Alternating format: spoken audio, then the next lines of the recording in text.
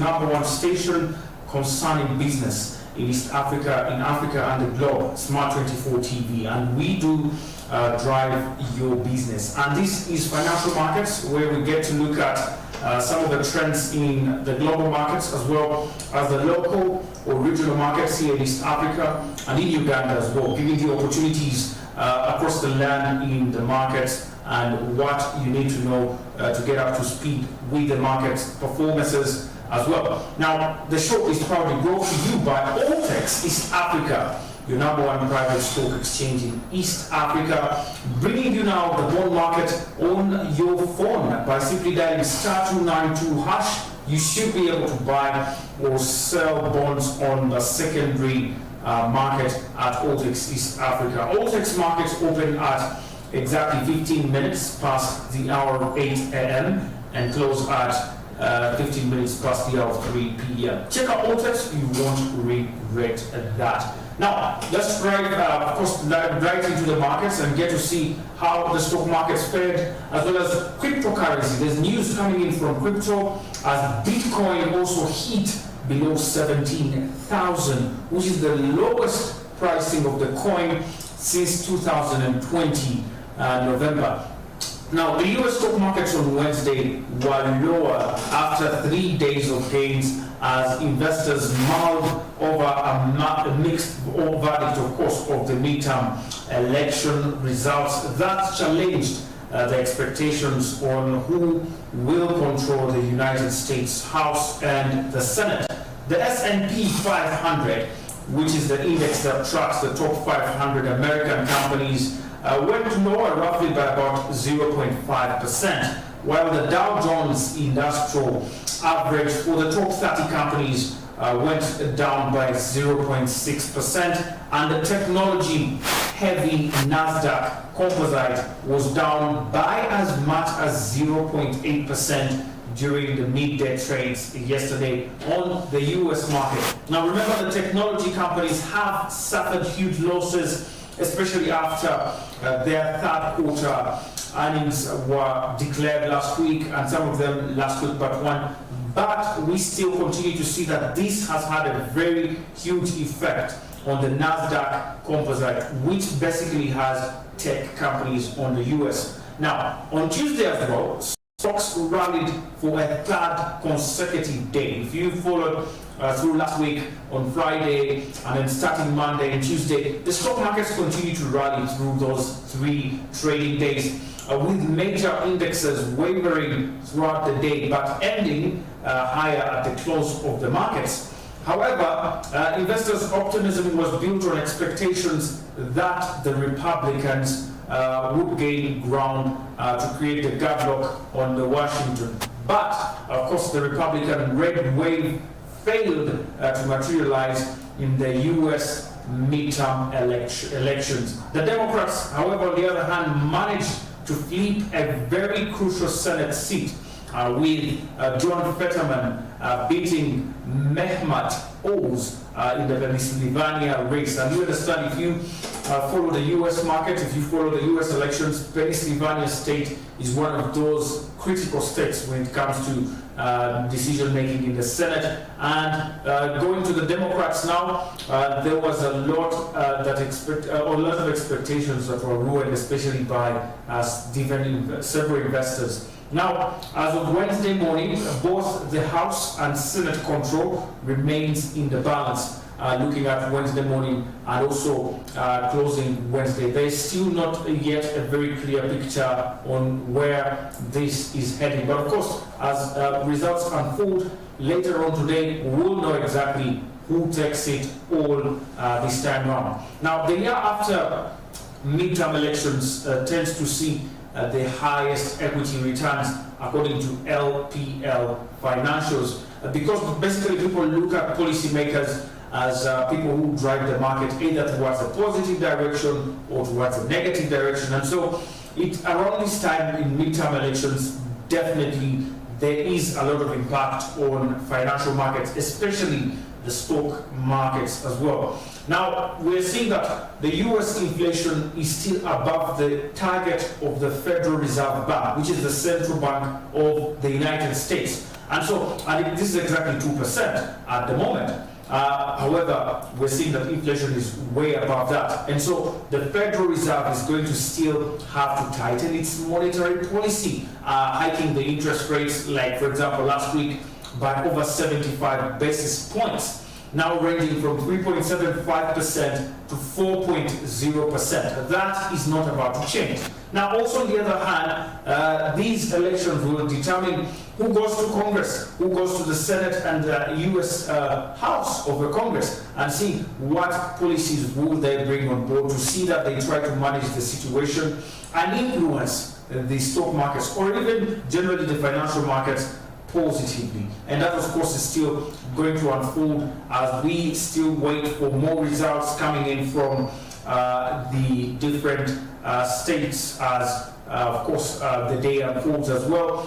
Today I think we shall have most of the results out, and definitely this will also see the market moving in particular direction, which we are still highly and of course sure of at the moment here on the US market.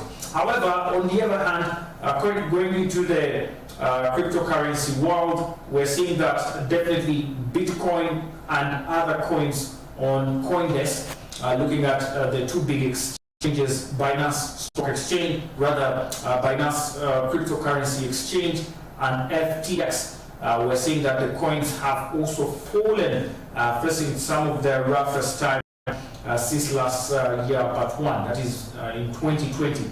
Particularly the Bitcoin has fallen from below 17,000 to actually below 17,000, and this is one of the most lowest Bitcoin prices that we've had since the year 2020. As also the US stock markets plummeted Wednesday after the 3 days of gain, and different, of course, investors were being influenced by what was happening in the midterm elections. Cryptocurrencies were also not left the same. It wasn't only bad or a rough day for Bitcoin, but as well as other coins on the different coin exchanges like FTX and Binance Coin.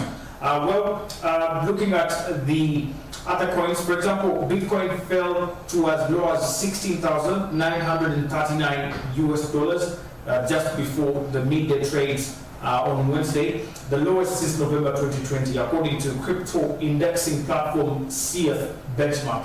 It has recovered above 17,000, but still remains, of course, down 12% in the last 24 hours. The decline comes as unexpected deal, far from set in stone, in non-binding letter of intent prompted fears among investors and analysts that FTX's troubles could actually spread through the crypto universe. A CoinDesk report on Wednesday morning also cited that an unnamed source, of course, raised doubt that the deal will go through. And we're looking also at the second largest cryptocurrency coin, that is Ether or Ethereum. For those of you who may know, it is sold off about 28% over the past day, from 1,448 US dollars to 1,180 US dollars. That's about 28% in just a single day lost. Now, FTX exchange token FTT fell by as much as 71%. That is on the day, that is Wednesday, from 17 US dollars to 3 US dollars. What a huge fall for FTT token there. And it is now trading at 4.3 US dollars per coin as we come on air right now. Cryptocurrency Solana, which FTX founder and CEO Sam Bankman fried, heavily supported and is quickly falling in the coin rankings by market capitalization and has sold off by more than over 44% in the last 24 hours, from 28.19 US dollars to over 17 US dollars. Also, in the last 24 hours, the total market capitalization of all crypto assets has fallen drastically by more than 18%, from $980 to rather $980 billion to close to $844 billion, according to coin market capitalization and Yahoo Finance charts. Now, the deal marks one-day breaker and darker days, of course, ahead for cryptocurrency during the rough year of the markets. And of course, cryptocurrency users definitely have festive rough as well. Well, generally looking at the markets, we have to say we are in the days when the streets are bleeding. But like Warren Buffett said, usually it's the best time to go out there on the streets. Because one of his famous quotes says that you must be fearful when others are excited, and you must be excited and aggressive when others are fearful. I don't know how true that is for many right now, but definitely it is a very rough year for financial markets. And of course, as we get ahead also of the fourth quarter of the year, we are hoping that things might get better, for example, maybe in the first quarter or even second quarter of 2023. But still, inflation biting on several economies around the world. We are still trying to struggle to keep afloat in terms of working out our financial markets as an economy, a global economy, but also as regional and local or domestic economies. Now, before we get into the stock market here in Uganda and East Africa and Africa at large, I would like to first of all get into some reports coming in from the Capital Markets Authority here about the third quarter earnings. And today, I decided today to just pick out the collective investment schemes and just to get you ahead on what happened to the collective investment schemes in the third quarter. Now, for starters, collective investment schemes are just, in schemes, rather things that bring people together or investors together and collectively invest people's money and a fund manager. So you have a fund manager managing funds of maybe Sam, John, and so many other people, and these people can actually have their assets invested at once in different asset classes. Now, collective investment schemes have gained popularity over the past couple of years, but even most recently, the last couple of months, they have already hit $1 trillion.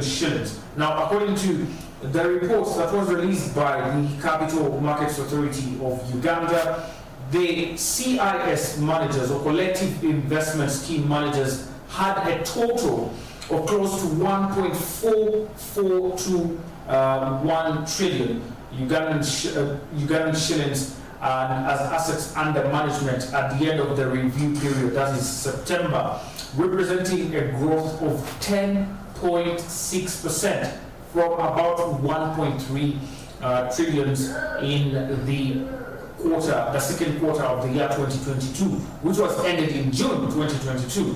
On an annualized basis, the assets under management have grown by over 63.9%, from about 880 billion Ugandan shillings at the end of September 2021, third quarter, that is in 2021, to now currently 1.4 trillion Ugandan shillings. A very huge movement there. The total number of CIS accounts that also were registered by the end of September 2022 was 60,437 accounts, compared with 48,764 investor accounts at the end of the previous quarter, an increase of about 23.9%.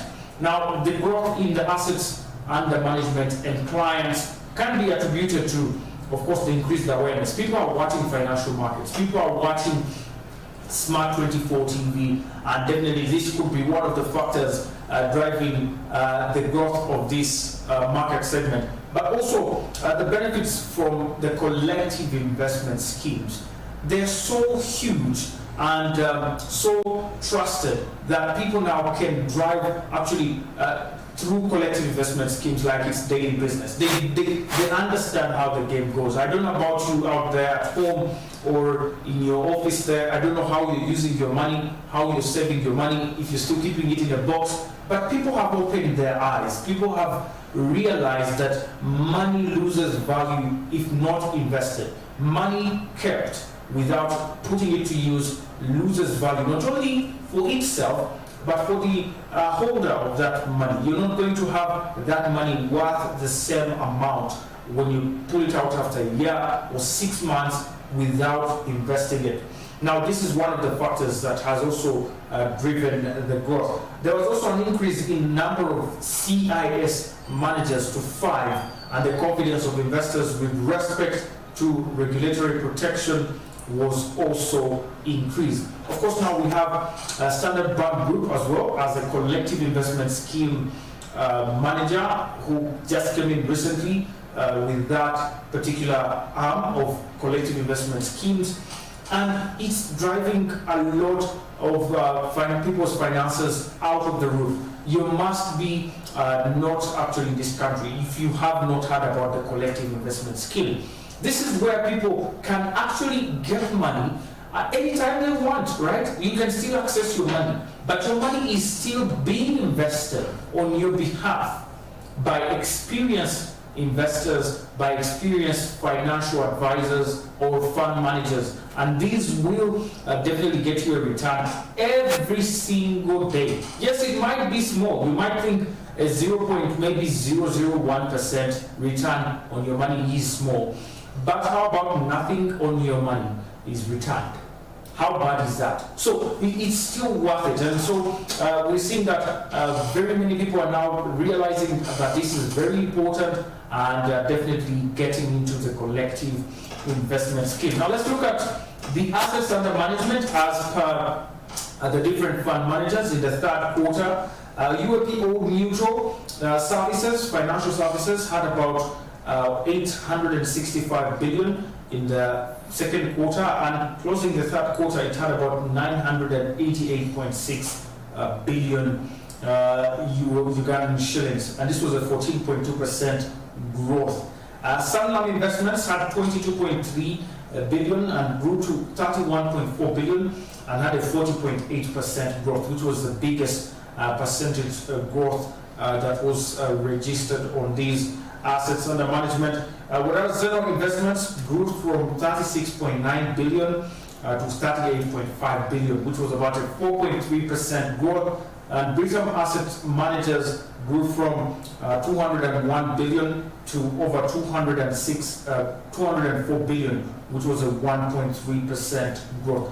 ICEA Lion Asset Managers grew from 177 to 179 billion Ugandan shillings, a 1.1% growth there. On an annualized basis, the collective investment schemes assets allocation indicate that cash as percentage has grown also from 1.3% in September 2021 to over 1.8% in 2022. And definitely on another day, we are going to break down some of the different asset classes that the collective investment schemes have been able to be invested in. And this of course include government bonds, fixed deposits, coal deposits, commercial papers, corporate bonds, and listed equities on the Uganda Stock Exchange. Michael, there you have it. Collective investment schemes are growing. I don't know if you're part of them, but definitely if you are not, you should be looking out for one. And it doesn't matter where you're working, how much you're earning a day, you can open yourself an account with any of the fund managers. These are daylight things. You don't have to go out and search for a license. You just go and Google licensed fund managers in Uganda. There are not many, 5 of them, just 5. And you go to any of those, they will give you guidelines on how you can deposit money on their accounts and how they're going to invest that money and get you a return. Gone are the days when you keep money in boxes and under pillows. Gone are those days, right? And so we have to put money to use, and one way to do that is through the collective investment scheme. Now, away from the Capital Markets Authority reports here, which we shall return to later on in the week, we're going to look at the stock market performance here in Africa. Now, starting with the global, or rather the continental outlook on the African financial markets, the different indexes around Africa improved compared with the previous day. On average, we had many of them improve. However, Ghana did not have anything added, nothing lost on its exchange. Looking at their all-share index, whereas when you look at the biggest stock exchange in Africa, the Johannesburg Stock Exchange, it added close to 628.78 points on its all-share index, the J203.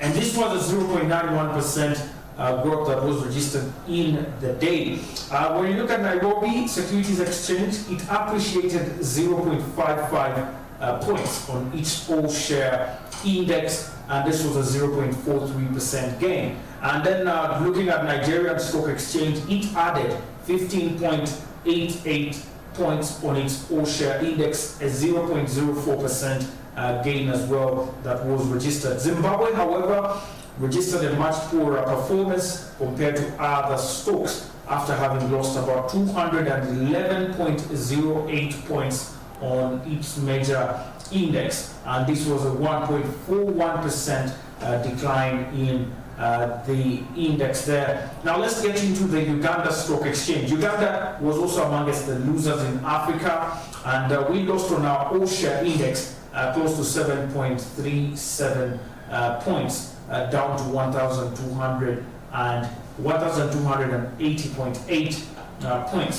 And now amongst the participants here, we're saying that out of the 18 listed companies, we had about close to, let's see, we had about 3 companies participate in the trades on the Uganda Stock Exchange. And we ended the day with 3 top gainers and 4 bottom losers. Central investments companies led the gainers with a 6.06% share price appreciation, closing at 264.46 Ugandan shillings per share. It was followed by Nation Media Group at a 0.45% price appreciation. East African Breweries Limited followed very closely at a 0.15% share price appreciation. On the losing side, however, we had several counters also coming as losers, with Stanbic Bank unfortunately losing value on its worst day since the week began at about 4.24%. That was shed off from Stanbic, closing at 20.11 Ugandan shillings per share.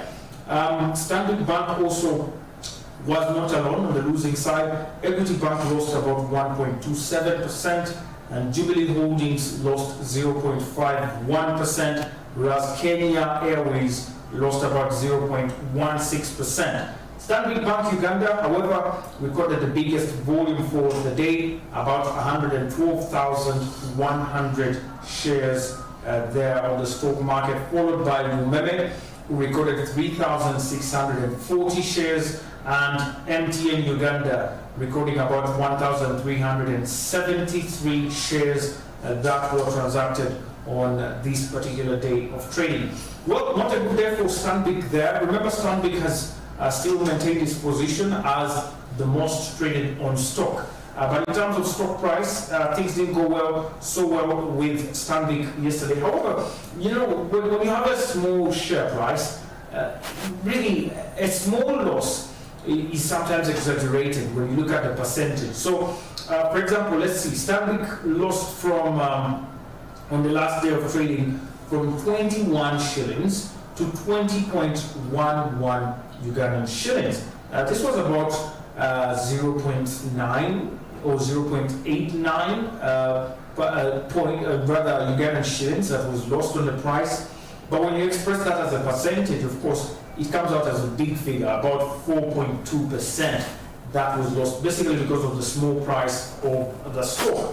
Now, Stanbic, however, also began the year with a 26.00 Ugandan shillings stock price, which has then since then lost about 22.7% of that value, down to 20.11, ranking Stanbic the 10th in terms of year-to-date performance, which is kind of average performance there. However, Stanbic still continues to offer liquidity for its shareholders on the market, with the counter coming as the #1 most traded on stock on the Uganda Securities Exchange over the past 3 months. That is dating back from August 11th to 9th of November. When you look at also our OSHA index here, we lost about 7.37 points as mentioned, and about closing to 1,280.8 points.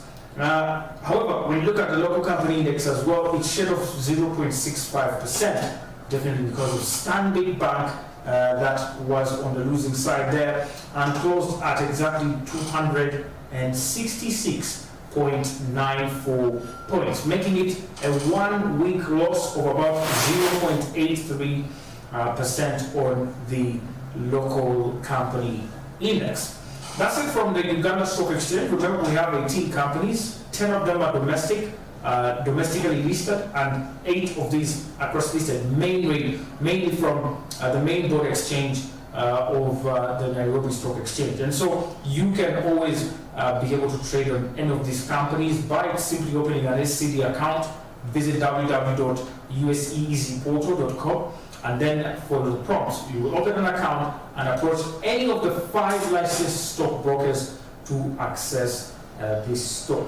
Before we close, let's get into Nairobi and get to just have a little glimpse into the markets in Nairobi and how they did perform on the third day of trading.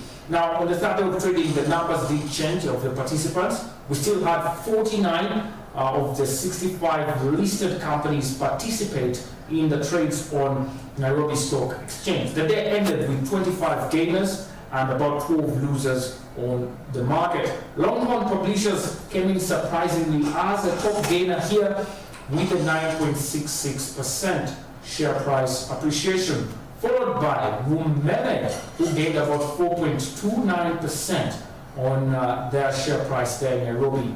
Notably, Wumeme is doing quite well on Nairobi Stock Exchange, and it's one of the counters there that are maintaining a very good performance, especially on their year-to-date, also as well on their trading and market activity, offering very good liquidity and very good participation there on Nairobi Stock Exchange. So kudos to Wumeme there, listed on cross-listing on the Nairobi Stock Exchange. Home Africa was also another top gainer at an 8.86% gain, as well as Kenya Insurance Corporation, who gained about 2.75%. On the losing side, however, Sanlam Kenya came in as a bottom loser for the day after having dropped about, let's see, 6.41%, closing at 9.34 Kenyan shillings per share there, as well as East African Cables, Britam Holdings, and Kenya Power and Lighting Company coming in as some of the bottom losers of the Nairobi market. However, amongst the big boys who moved the market, Safaricom came in biggest with the biggest volume of about 1.83 million shares that were transacted, as well as Kenya Power and Lighting Company coming in with about 1.08 million shares that were recorded. However, based on this data, there was a decline in volume. You can see Safaricom contracting a little bit and several other big companies, and the total volumes declined about 43%. To a total volume of about 5.39 million shares, and the number of deals as well declined by 3%, and the turnover as well at 32% decline. However, the market capitalization of the Nairobi Stock Exchange is still maintained at 1.99 trillion Kenyan shillings. Well, ladies and gentlemen, there you have it. That's the updates we have for you from the markets around the world and around East Africa. Remember to follow us on Twitter at SMART24 TV, and to watch us live on GoTV channel 394 and DSTV channel 372. My name is Anthony. This is SMART24 TV, where we drive your business. I'll catch you tomorrow, same time, same place. Bye for now.